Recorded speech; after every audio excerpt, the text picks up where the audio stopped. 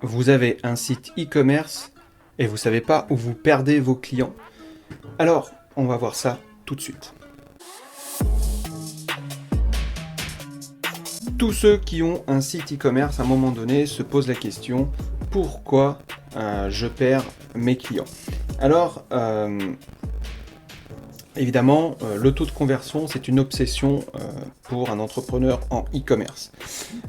Vous allez le plus souvent vous concentrer sur votre page de paiement, vos boutons d'appel à l'action, vos fiches produits, etc. pour améliorer l'efficacité de votre site, et vous avez raison. Vous avez raison, c'est indispensable. Mais est-ce que vous avez déjà analysé ce qu'on appelle le taux de sortie? Savez-vous quand et à quelle fréquence les visiteurs de votre site abandonnent leur navigation? Parce que autant on se focalise sur le nombre de ventes que l'on peut faire, autant très peu se focalisent sur le nombre de ventes qu'ils ne font pas parce que leurs clients sont partis ou parce qu'ils ont abandonné leur panier, etc. Donc, ce qui est intéressant de savoir, c'est à quelle fréquence ces visiteurs-là quittent votre site internet. Et en fait, tous les e-commerçants devraient connaître ces éléments et du coup tout faire pour en améliorer les résultats. Parce que même si le trafic, ça reste une base importante, notamment pour les débutants, au final ce sont quand même les ventes qui vont vous faire vivre. Et pour ça, vous devez vraiment savoir où vous perdez vos clients durant leur visite.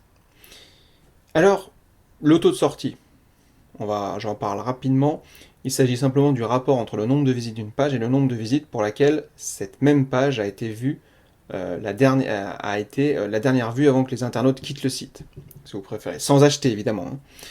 Donc il y a des outils comme Google Analytics qui vous permettent d'effectuer rapidement cette analyse. Donc allez sur votre Google Analytics et vous allez pouvoir voir ça tout de suite. Quelles améliorations vous allez pouvoir y apporter? Alors peut-être que vous avez constaté que la page qui a un taux de sortie le plus haut est par exemple votre page d'accueil. Alors, si vous êtes débutant, ce sera souvent le cas en e-commerce, parce que souvent on ne s'y attarde pas beaucoup sur la page d'accueil, et donc on passe plus de temps à peaufiner tout ce qui est les fiches produits, les visuels, etc. Et du coup, la page d'accueil, on la laisse un petit peu tomber. Alors, il arrive, c'est vrai que dans une e-boutique, et là, par exemple, à l'heure où je vous parle, je suis en train de refaire une e-boutique pour un client. Effectivement, la page d'accueil, elle n'était pas assez claire. Vous mettez des onglets qui mènent un petit peu partout, c'est pas assez lisible, c'est pas assez, on va dire, votre activité n'est pas assez définie, et du coup, les visiteurs, ils savent pas trop où cliquer, et ils vont se barrer, ils vont abandonner votre site. Ça peut être également un bon moyen de refaire, on va dire, une nouveauté dans votre page d'accueil. La structure d'une page d'accueil d'un site e-commerce, il faut qu'elle soit simple et claire. Il faut que l'internaute voie tout de suite ce qui est important. Qu'est-ce que vous faites? Qu'est-ce que vous proposez? Où est-ce qu'il doit aller pour commander? Ok. Ensuite, vous pouvez perdre vos potentiels clients à cause du processus d'achat. Ça peut être, par exemple, des champs de renseignements qui sont trop loin à remplir, des options de paiement trop nombreuses. Et du coup, chaque page de votre boutique en ligne doit être, on va dire, revérifiée. Vous devez checker un petit peu tout ça et elle doit être étudiée. Alors, les champs, rentrer le minimum, nom, prénom, l'adresse de livraison, les coordonnées classiques, ok.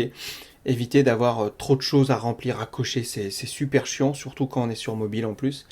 Donc il faut vraiment, à partir du moment où le client a enclenché un processus de commande, il faut vraiment que ce soit le plus simple, je le dis régulièrement dans les podcasts, dans les vidéos qui parlent de e-commerce, il faut vraiment que ce soit simple au moment de l'achat en ligne.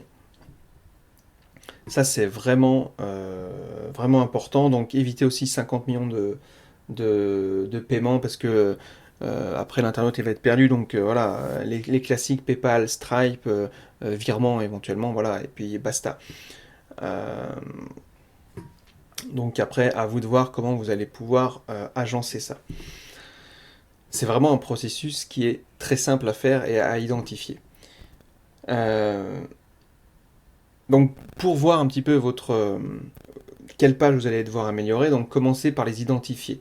Déjà, demandez à un proche, un membre de votre équipe, si vous avez une équipe, ou un ami, voilà, de se connecter comme un visiteur lambda, et il va pouvoir en fait avoir un œil neuf là-dessus, il aura du recul pour vous dire, et il va vous dire, bah voilà, toi, qu'est-ce que t'en penses? Faites ça avec plusieurs proches, parce que chacun a une approche différente d'un site e-commerce, et demandez-lui de remarquer ce qui l'a gêné dans sa navigation, ou ce qui lui a donné envie d'aller voir ailleurs, de se barrer. Ok. Juste ça, si vous faites ça sur un échantillon de 4-5 proches, on ne peut pas dire que ce soit représentatif, mais si vous, déjà sur 4-5 personnes, vous avez des remarques récurrentes, c'est qu'il y a un problème quelque part, c'est que vous savez du coup où améliorer. Donc faites le plus de tests possible, demandez à vos proches, à votre équipe, à votre réseau, etc., de vous donner un avis honnête. Donc vraiment, voilà, cette démarche-là, ça vous apportera tous les éléments nécessaires pour améliorer le ou les pages qui sont concernées. Donc, inutile en fait de tout refaire. Si c'est votre page d'accueil qui pose problème, pas de problème, vous changez deux, trois petites choses. N'oubliez pas que de toute façon, à partir du moment où vous avez un site internet, ça va être des tests en permanent. Il va falloir apporter des modifications légères, des onglets plus clairs. En général, ça va être des onglets plus clairs, une réorganisation des collections, des catégories, des produits, etc. Et vous refaites le test, et vous voyez ça, vous faites ça sur 15 jours, vous voyez ce qui se passe, et ainsi de suite. Donc, changez peut-être les couleurs des boutons en général, par exemple, le bouton bleu ou le bouton rouge sont les couleurs qui fonctionnent le mieux. Voilà, donc testez tout ça, et puis voyez si vous voyez, et voyez s'il y a des différences par rapport à avant. Donc maintenant, c'est à vous de jouer. De manière générale, analyser son taux de sortie doit être pour moi un réflexe pour tout e-commerçant.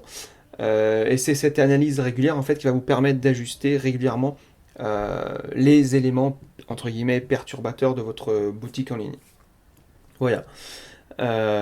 Parce qu'en fait, il n'y a pas que les boutons de confirmation d'achat qui peuvent faire baisser votre taux de conversion. Et vous serez surpris que certaines pages, certains à un moment donné, endroits de votre site peut faire quitter votre visiteur. Voilà, moi je vous dis à très bientôt. Je m'appelle toujours Pascal Dumont. Je suis un organisme de formation plutôt dédié dans les formations web et j'aide tous les entrepreneurs qui veulent améliorer leur activité grâce au web ou se lancer sur le web ou avoir, on va dire, le web comme complément dans leur activité pour améliorer leur présence en ligne. Toutes mes formations sont prises en charge évidemment, donc n'hésitez pas à aller jeter un coup d'œil sur ma chaîne YouTube également, il y a plusieurs vidéos, plein de vidéos gratuites. Je vous laisse aller voir tout ça si ça vous dit de progresser. Moi je vous dis à bientôt pour un prochain podcast, ciao.